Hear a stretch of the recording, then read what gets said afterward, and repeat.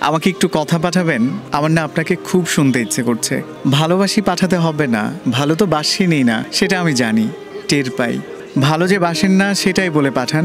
আমাকে অপছন্দ আপনার, অন্তত এইটুকুই বলে পাঠান। তবুও একটু কথা পাঠান প্লিজ। আমার না আপনাকে বড় বেশি শুনতে ইচ্ছে করছে, খুব মানে খুব, বিষম ভীষণের মতন। আমাকে একটু কথা পাঠাবেন?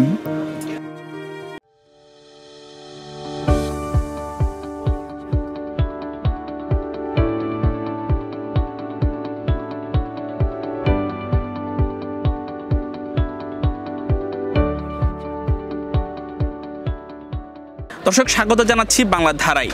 আজকে আমরা মেলার মাঠে লেখক আড্ডায় যুক্ত হয়েছি আপনাদের সাথে। আমি আব্দুর রহমান ইমন। আজকে আমরা লেখক আড্ডায় এমন একজন মানুষকে পেয়েছি যার পরিচয় আসলে কোনটা দিব সেটা আমি নিজেও দ্বিধাদ্বন্দ্বে আছি। যিনি একাধারে লেখক, কবি, একজন সাংবাদিক এবং তিনি একাধারে একজন রেডিও উপস্থাপক, যাকে আমরা আরজে বলে থাকি। আমার সাথে সে মানুষটি রয়েছেন, আমি একটু সেই মানুষটির সাথে কথা বলবো। কেমন আছেন? আলহামদুলিল্লাহ, ভালো আছি। আপনি কেমন আছেন? আলহামদুলিল্লাহ। এত চমৎকার করে আমাকে ইন্ট্রোডিউস করছিলেন, মনে হচ্ছিল যে আরও শুনতেই থাকি। আমি যদি বলি, আসলে আপনার পরিচয় আমি শুরুতেই যে খুব একটা দ্বিধাদ্বন্দ্ব ছিলাম, আমি কি বলবো, আসলে আপনাকে কি বললে আপনার পাঠকরা বা যারা আপনার ভক্ত তারা আসলে নিতে পারবে, সেটা আমি নিজে একটু কনফিউজড আছি। এটা যদি আপনি একটু আমাকে ক্লিয়ার করে দেন। কর্মের কারণে বিভিন্ন পেশায় আমাদেরকে আসলে নিয়োজিত হতে হয়, কিন্তু আমাকে যদি পরিচয় দিতে বলে, এক কথায় যদি নিজের পরিচয় দিতে বলে, তাহলে আমি বলি যে কবিতায় গল্প বলা মানুষ। আচ্ছা, এর আগেও আমি যদি বলি, আপনি কিন্তু কালের কণ্ঠে রিপোর্টিংয়ে আছেন এবং আপনি রেডিওতে কাজ করছেন। আপনার কাছে কি মনে হয়, আপনার কোন সেক্টরটা আপনাকে সবচেয়ে পাঠক নন্দিত বা দর্শক প্রিয়তা করেছে? ডেফিনেটলি আমার লেখালেখি, আমার শব্দ, আমার কবিতা।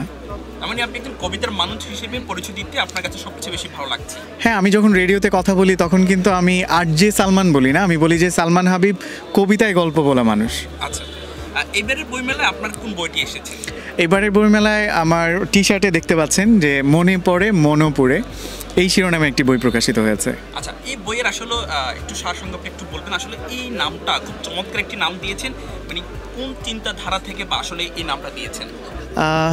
সাধারণত যেসব জিনিস মনে করে আমরা স্মৃতিকাতর হই, সেটা হতে পারে শৈশব, সেটা হতে পারে শৈশবের কোনো হারানো বন্ধু, প্রিয় কোনো কলম, প্রিয় কোনো একটা জিনিস হারিয়ে যাওয়া, প্রিয় কোনো মানুষ হারিয়ে যাওয়া। যাপিত জীবনে আমি আসলে আমার উৎসর্গপত্রতে লিখে দিয়েছি যে এই বইটা মূলত কাদেরকে উদ্দেশ্য করে লেখা বা কী কারণে নামকরণ করা। তো এইটুকু হিন্টস আমি রাখতে চাই। আপনারা যদি বইয়ের উৎসর্গপত্রটা পড়েন তাহলেই বুঝতে পারবেন। আচ্ছা, এই মনে পড়ে মনোপড়ে এই নামটা আমি যদি বলি সবচেয়ে বেশি আকর্ষণ করে মনে হয় তরুণ প্রজন্মকে। যদিও এই সময়কার তরুণ প্রজন্ম যারা, তারা আসলে ডিজিটালাইজেশনের এই যুগে তারা একটু বই থেকে খুব একটু দূরে রয়েছে, আমার কাছে যেটা মনে হচ্ছে। আপনার কাছে কি ঠিক তেমনটাই মনে হয়? কিংবা যদি তেমনটা মনে হয়েও থাকে, তাদেরকে বইমুখী করতে একজন লেখক হিসেবে বলবেন যে কী করা যেতে পারে? আচ্ছা, চমৎকার প্রশ্ন করেছেন। শুধুমাত্র তরুণ প্রজন্মকে না, আমার মনে হয় যে যারা বয়োবৃদ্ধ বা বার্ধক্যে পৌঁছে গেছেন, তারা তাদের শৈশব, তাদের কৈশোর, তাদের যৌবনকাল বা গত হয়ে যাওয়া যে সময়গুলো, সেগুলোকে কিন্তু বেশি মনে করে যে কত সুন্দর। ওই যে একটা গান আছে না, যে আগে কি সুন্দর দিন কাটাইতাম, ওরকম আর কি।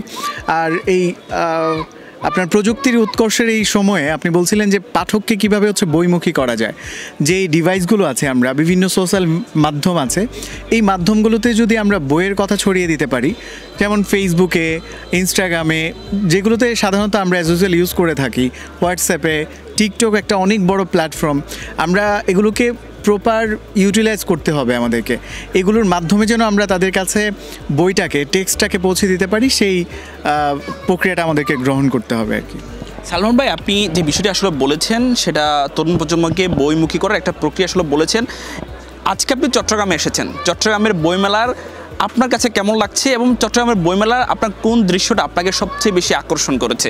আর আমি আরেকটু যুক্ত করতে চাই, সেটা হচ্ছে আপনি প্রযুক্তির কথা বললেন। এই যে আজকে আমি চট্টগ্রাম বইমেলায় এসেছি, আমি এখানে আসার পর শত সহস্র মানুষজন এসছেন, এটাও কিন্তু তারা জানতে পেরেছেন প্রযুক্তির মাধ্যমে। আমি সোশ্যাল মিডিয়াতে জানান দিয়েছি যে আমি চট্টগ্রাম বইমেলায় আসব, আমার স্টল নাম্বার এত, তারা সে থেকে জানতে পেরে তারপর এখানে আসছে। তো প্রযুক্তির কিন্তু ভালো দিক আছে, আমরা যদি সেটাকে ইউটিলাইজ করতে পারি। আর চট্টগ্রাম বইমেলায় এসে আমার স্টলগুলো খুবই গোছানো, এবং যে জায়গাটায় ধুলো উঠতো সেখানে দেখলাম যে ইট বিছানো, যেটা ঢাকা বইমেলায় অনেকটা মিস করি আমি। সব কিছুই সুন্দর। আজকে কর্মদিবস হওয়া সত্ত্বেও আমি দেখেছি যে পাঠকের উপস্থিতি অনেক বেশি। আর একটু যেই জিনিসটা আমাকে একটু বিব্রত করেছে বা চিন্তার মধ্যে বিঘ্নতা ঘটিয়েছে সেটা হচ্ছে মানে এইখানের যে সাউন্ড সিস্টেম। হ্যাঁ, সাংস্কৃতিক প্রোগ্রাম হতে পারে, সেটা একটা গণ্ডিবদ্ধ জায়গায় যদি হয় তাহলে আমার মনে হয় যে অন্যান্য মানুষ যারা আসলে স্টল ঘুরে বই কিনছে বা কোথাও একটা বই দেখছে, অন্য স্টলে যারা আছেন, শিশু থাকে, বয়োবৃদ্ধ মানুষ থাকে, তো এই দিকটা যদি কর্তৃপক্ষ একটু যত্নের সাথে দেখতেন আমার মনে হয় যে আরও সুন্দর হতো। সালমান ভাই, চট্টগ্রামের বইপ্রেমী মানুষ যারা, তারা আপনাকে খুব বেশি পছন্দ করে, যার চিত্র বলবো আমি আজকে পাঠক যেভাবে আপনাকে ঘেরাও করে রেখেছে বা পাঠকদের যেভাবে উচ্ছ্বাস আমরা দেখেছি, এটা প্রমাণ করে সালমান ভাই আপনি কতটুকু চট্টগ্রামবাসীর কাছে জনপ্রিয়তা পেয়েছেন বা পাঠক প্রিয়তা পেয়েছেন। একটু চট্টগ্রামের পাঠকদের উদ্দেশ্যে বলবেন আপনার ভালোবাসার কথাগুলো। ভালোবাসার বিপরীতে আসলে কখনো ব্যাখ্যা বা বিশ্লেষণ করে শেষ করা যাবে না। ভালোবাসার বিপরীতে ভালোই শুধু বাসা যাবে। চট্টগ্রামের পাঠকদের প্রতি আমি আন্তরিকভাবে কৃতজ্ঞ। এই যে বছরের পর বছর ধরে আপনারা আমাকে ভালোবেসে এসেছেন, এত দূর পর্যন্ত ভালোবেসে নিয়ে এসেছেন, এই ভালোবাসার ধারাবাহিকতা অব্যাহত থাকবে এই আশাবাদী ব্যক্ত করছি। আপনাদের জন্য অনেক অনেক ভালোবাসা। ভাই, শেষ পর্যায়ে একেবারে আপনার একটি লেখা কবিতা আমি একটু আপনার মুখে যেভাবে রেডিওতে শুনে থাকি বা আপনার দর্শকরা যেভাবে শুনে থাকে, ঠিক আজকে আমরা চাই একটা কবিতা আপনার মুখ থেকে শুনতে। কোন কবিতা শুনতে চান? আপনার ভাই যেটা। কখনো কখনো হয় না যে আমরা আসলে প্রিয় মানুষটাকে, প্রিয় ব্যক্তিটাকে শুনতে চাই, কিন্তু সেই অধিকারের বোধের জায়গাটা আমাদের থাকে না। তাকে বলতে পারি না যে আমার না আপনাকে খুব শুনতে ইচ্ছে করছে। সেই আকুতি নিয়ে আমি বলতে চাই যে আমাকে একটু কথা পাঠাবেন, আমার না আপনাকে খুব শুনতে ইচ্ছে করছে। ভালোবাসি পাঠাতে হবে না, ভালো তো বাসিনি না, সেটা আমি জানি, টের পাই। ভালো যে বাসেন না সেটাই বলে পাঠান, আমাকে অপছন্দ আপনার, অন্তত এইটুকুই বলে পাঠান, তবুও একটু কথা পাঠান প্লিজ। আমার না আপনাকে বড় বেশি শুনতে ইচ্ছে করছে, খুব মানে খুব, ভীষণ ভীষণের মতন। আমাকে একটু কথা পাঠাবেন। দর্শক, সালমান ভাই যেটি বলছিলেন যে একটু কথা পাঠানোর জন্য, কথাটা ঠিক কিভাবে পাঠাবেন জানি না, তবে সালমান ভাইয়ের লেখা যে কথাগুলো আপনাদের মন কেড়ে নিয়েছে, ঠিক সেই বইটি আপনারা দাড়িকম স্টলে পাচ্ছেন চট্টগ্রামের অমর একুশ বইমেলায়। এ ছিল আজকে আমাদের লেখক আড্ডা। আমার সাথে ছিলেন এতক্ষণ পর্যন্ত জনপ্রিয় লেখক, যিনি পাঠকপ্রিয় একজন লেখক, কবিতা গল্প বলা একজন মানুষ, সালমান হাবিব ভাই। ধন্যবাদ সবাইকে।